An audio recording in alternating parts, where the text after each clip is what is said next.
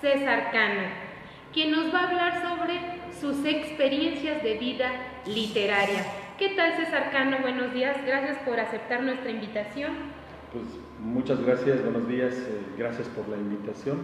Y pues vamos a comenzar porque nos platiques esas historias literarias de nuestra entidad Querétaro. Si puedes comenzar a platicarnos. Bueno, voy a comenzar por decir que seguramente igual que muchos otros aquí en Querétaro, empezamos a escribir probablemente muy jóvenes sin saber qué hacíamos, por diferentes circunstancias de la vida, pero aquí lo importante no es que se escriba porque es un muchacho solitario, enamorado y no correspondido. Lo importante es que estamos penetrando en un ámbito que es el ámbito de la estética del lenguaje, que sin saberlo en ese momento nosotros, y después lo sabemos y no podemos de todas maneras manejarlo, controlarlo, nos incluye, pero nos está también determinando. Y esto es lo interesante, que pasar de ese primer momento de impulso emocional y escritura, digámoslo así, visceral, a una segunda parte donde nos empezamos a preocupar por cuestiones un poco más hondas. ¿Qué estoy haciendo? ¿Cómo lo estoy haciendo? ¿Cuál es la materia con la que trabajo? Y de pronto es emocionante y es bello descubrir que hay otra gente interesada, que existen eso que llaman talleres literarios. En aquella época, te estoy hablando de finales de los 80 del siglo pasado, eran muy pocos los talleres que existían tertulias y antecedentes muy interesantes.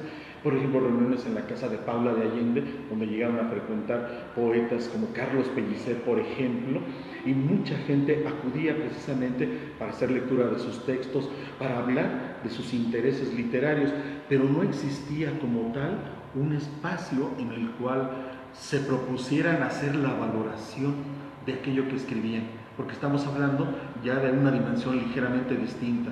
Ya no se trata de que mi texto habla sobre un árbol hermoso que había en mi calle y fue talado de manera implacable y yo lo estoy lamentando.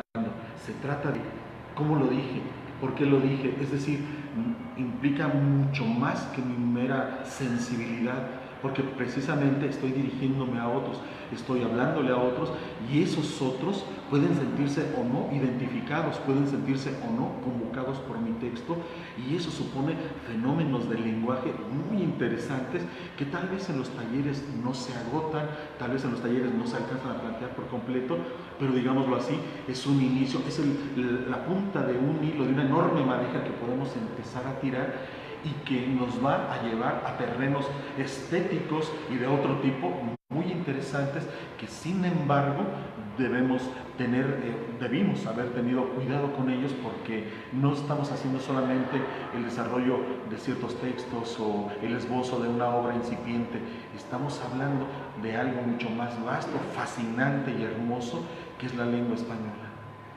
Nuestra lengua tan rica en lenguaje. Y por ejemplo, también nos comentabas ahorita antes de comenzar la charla, que déjenme platicarles que decidimos cambiar el tema que habíamos anunciado debido a que tiene muchas experiencias, lo cual me pareció muy interesante que nos platique. Y entre la charla que tuvimos, hablabas de la leyenda negra. Si por favor nos pudieras comentar esa leyenda. Sí, yo lo dije respecto de Francisco Cervantes, probablemente, esa es mi visión, probablemente el poeta más importante que ha dado Querétaro. Yo traté y quise mucho a Hugo Gutiérrez Vega, estimo su poesía, pero con todo respeto lo digo, me parece que el poeta más complejo, más diestro, muy difícil en algunos sentidos, ha sido Francisco Cervantes. La leyenda negra es que Cervantes hizo fama de su mal carácter. Es decir, Francisco Cervantes era muy difícil de tratar, era áspero cuando se lo proponía y se lo proponía con mucha frecuencia al parecer, y eso causaba de alguna manera un cierto desconcierto, un cierto temor, digamos, a nivel estado de Querétaro. Francisco Cervantes, hasta donde yo sé, salió de Querétaro muy resentido, sí, con la emoción de que él había sido maltratado aquí, que no había sido apreciado, sale del estado, triunfa en otro lugar, puede ir a Galicia, como él decía, es decir, a Portugal, y desarrolla una obra extraordinaria fascinada precisamente por la Edad Media portuguesa, y al regresar aquí, por supuesto, es la gran figura, es el gran poeta, y es un gran poeta, me permito decirlo sin ningún arrepentimiento, a nivel nacional, pero precisamente porque es difícil, precisamente porque algunos lo tachan de oscuro, precisamente porque es laberíntico, es por lo que pareciera que se le puede hacer a un lado. Cervantes, consciente de su calidad, consciente de su valía, asume públicamente una actitud arrogante, una actitud de superioridad. Mi experiencia es que se presenta un libro de Humberto Carrión. Él y Humberto Carrión fueron amigos desde la juventud. Humberto Carrión es la única persona que se atrevía a dirigirse a Francisco Cervantes, delante de quien fuera, o ellos solos en privado, con malas palabras, diciéndole que se dejara de tonterías. Y Francisco se desconcertaba porque aunque era de un carácter muy fuerte, muy recio, y parecía implacable, parecía incombustible a los asedios de quienes se acercaban a él, reculaba ante Humberto, y Humberto lo sabía. Y alguna vez yo presencié este tipo de cosas. Se presenta un libro de Humberto Carrión, después del Reino, perdón. Y ese libro, que es el primero de Humberto, que publica ya muy grande su primer libro, tiene como uno de los presentadores precisamente a Francisco Cervantes. Cervantes se pasea en la Galería Libertad solitario, algunos lo observan de lejos con cierto temor, lo saludan, es el maestro, y yo ya conocía su obra. Debo confesar, es algo muy personal, que su obra es una de las que me costó trabajo acceder a ella, a su interior, precisamente por este grado de dificultad. Es un poeta exigente que nos plantea un reto de lectura, no es fácil de superarlo, y no voy a presumir que yo tengo la comprensión de su obra, pero pude ser una lectura, me parece, cercana de ella. Llego, soy otro de los presentadores, me acerco a él, comenzamos a platicar, y yo me doy cuenta que Francisco Cervantes es un hombre muy solo. Es un hombre que detrás de esa arrogancia, detrás de esa erudición, era muy culto y además ostentaba ese carácter, esa inteligencia. Es un hombre muy solitario y probablemente muy necesitado. No estoy haciendo psicología de apeso, pero esa sensación tuve en ese momento. Muy necesitado de diálogo. Hablo con él, le hablo con el respeto que me merece cualquier persona, con la admiración de que es un maestro en la poesía, pero sin haberlo colocado en un nicho. Mi osadía estribó no en enfrentarme a él, jamás tuvimos ninguna confrontación. Mi osadía estribó en que yo no lo vi con un aura de impenetrabilidad. Para mí no era un dios de la poesía, para mí era un gran poeta, admirable, pero era un ser humano a final de cuentas. Y parece que lo percibió, le agradó, y de manera inopinada, en ese momento estábamos Julio Figueroa, un buen amigo que también es escritor, y yo dialogando con él. Varios lo ven desde lejos con cierto asombro, no voy a citar nombres para que nadie se incomode, pero lo recuerdo con claridad, y de pronto Cervantes saca de entre su saco 2 plaquetas, el libro de Nicole, y nos obsequia una a Julio Figueroa y otra a mí. Inmediatamente le decimos, como era de esperarse, y espero no habernos visto muy provincianos en ese sentido: maestro, por favor, una dedicatoria. Y él, con la arrogancia que lo caracterizaba, dijo: después.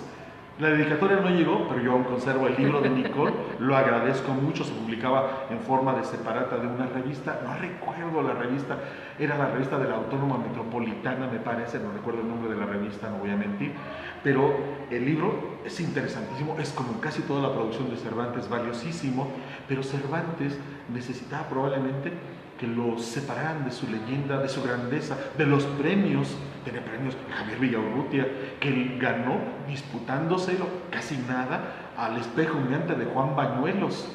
Es decir, en vez de darle al Espejo Humeante de Juan Bañuelos el premio Javier Villaurrutia, se lo dan a Francisco Cervantes, que se alza en una confrontación con Bañuelos, como una victoria de este tipo.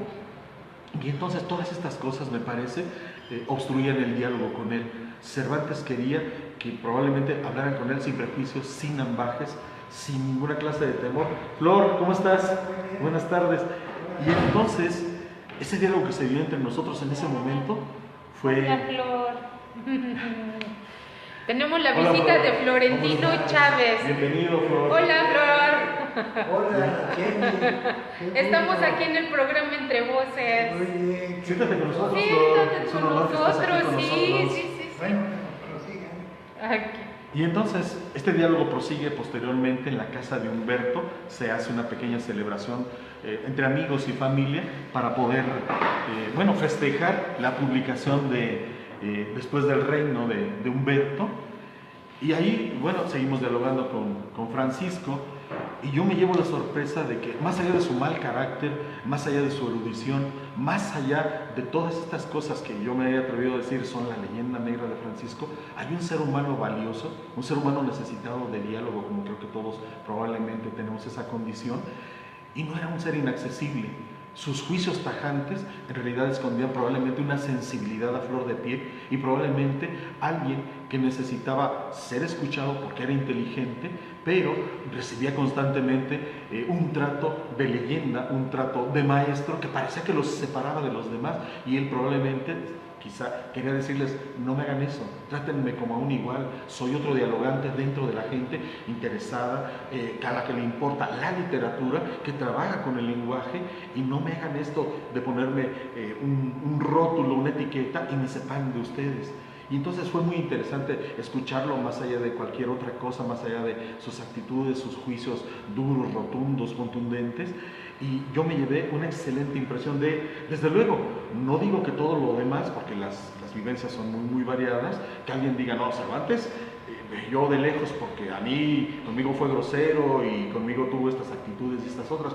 Pero recordemos también, y esto es muy importante para no perder una cierta objetividad, no somos amigos de todos, no podemos serlos, como no podemos ser lectores de todos los autores valiosos, tampoco podemos ser amigos de todos, e incluso aquí ni siquiera tiene que ver la mala fe. No soy amigo de alguien porque no me lo encuentro con frecuencia, porque vivimos muy distante, porque hay circunstancias que se oponen o se interponen entre él y yo, y terminamos no siendo amigos, pero sabemos quiénes somos y podemos mantener diálogos a la distancia a través de la lectura, y eso es lo valioso y lo más bello de la literatura, si me permiten decirlo.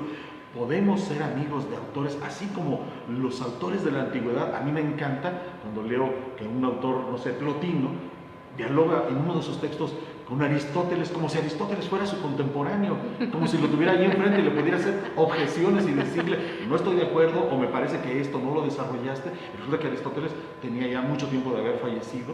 A mí me parece que la lectura subsana las distancias, las barreras, incluso salta todas las trancas culturales, y yo puedo, como es mi caso, que soy un monolingüe, y sin embargo ejerzo una enorme admiración por autores que escribieron originalmente en otras lenguas.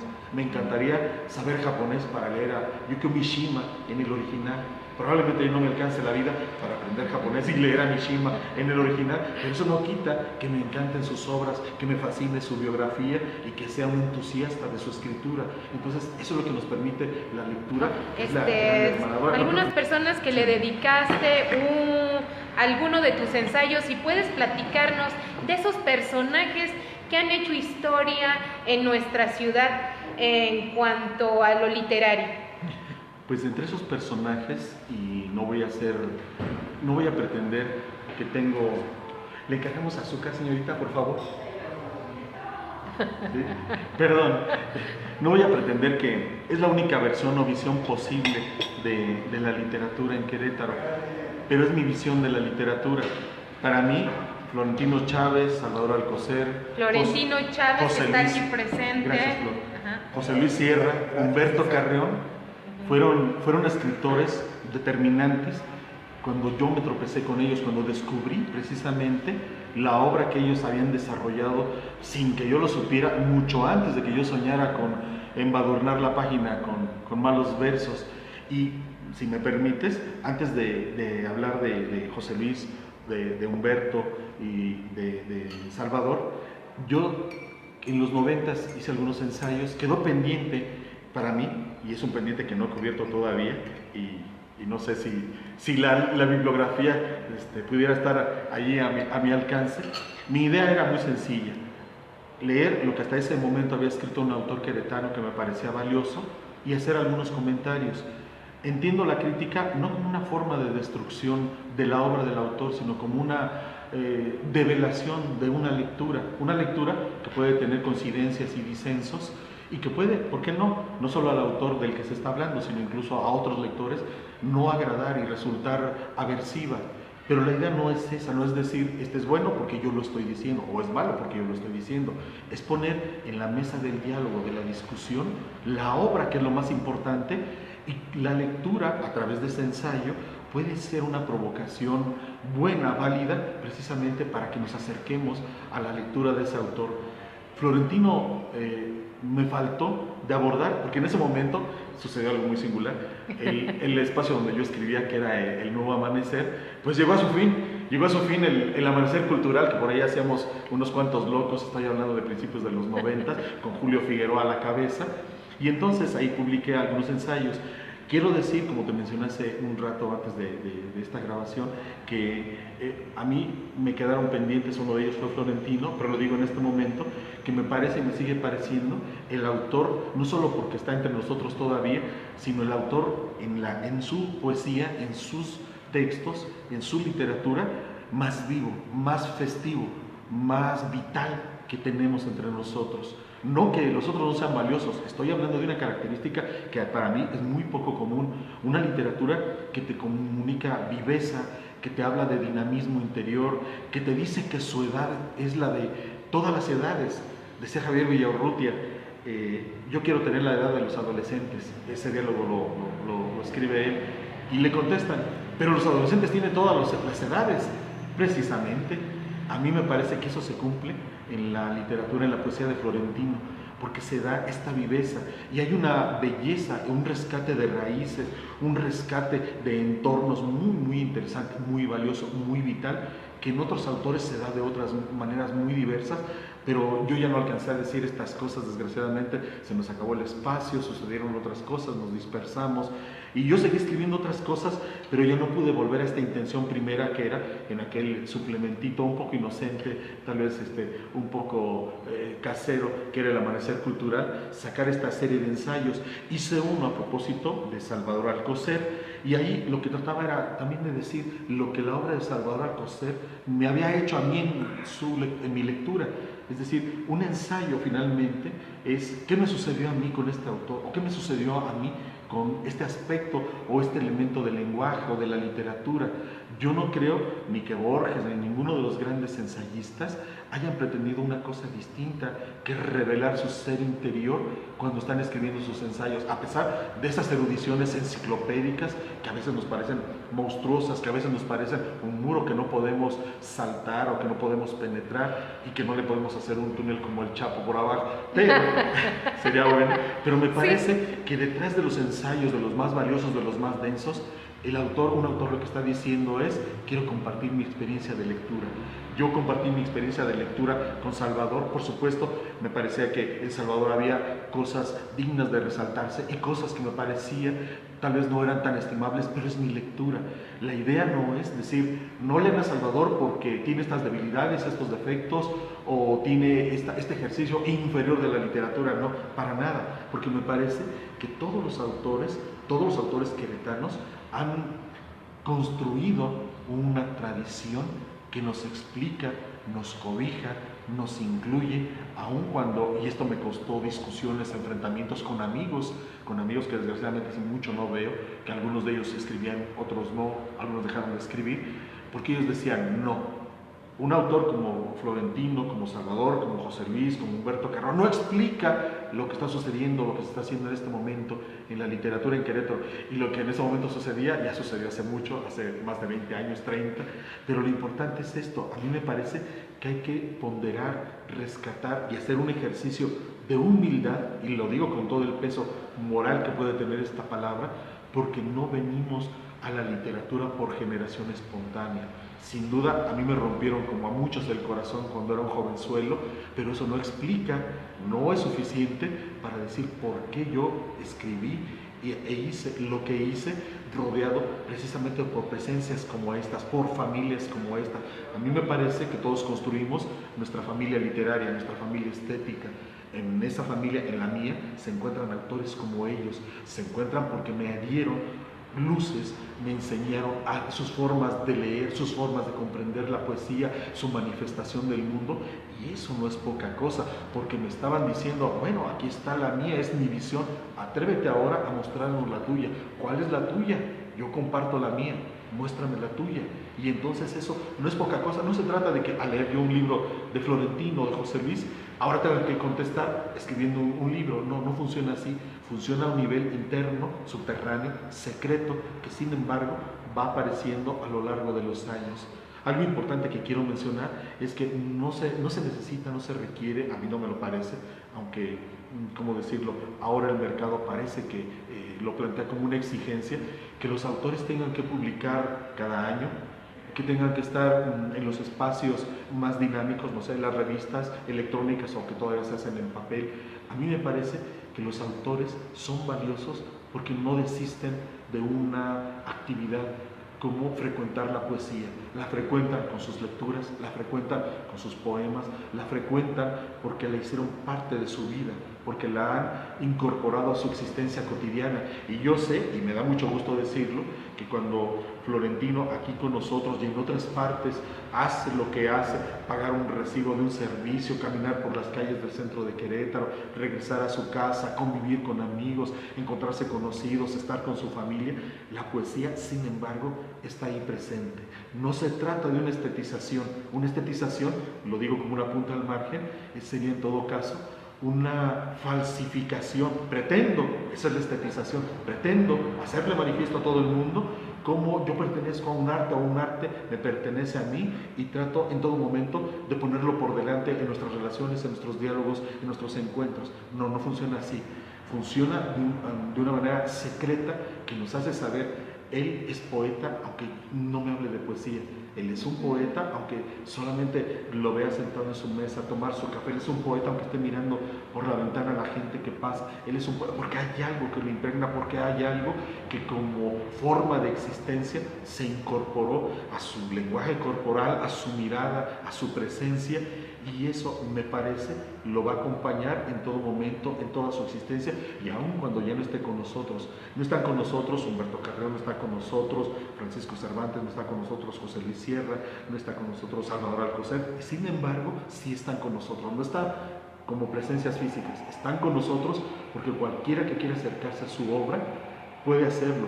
Y hay momentos, me parece, lúcidos, y hay momentos abismales, muy emocionantes, que nos están esperando ahí, que solo necesitan un lector interesado, un lector que tenga la suficiente curiosidad para decir: me arriesgo, voy a ver qué me dice este texto. Recuerdo así nada más, de pura mala memoria, un texto de José Luis que se llama Una muchacha.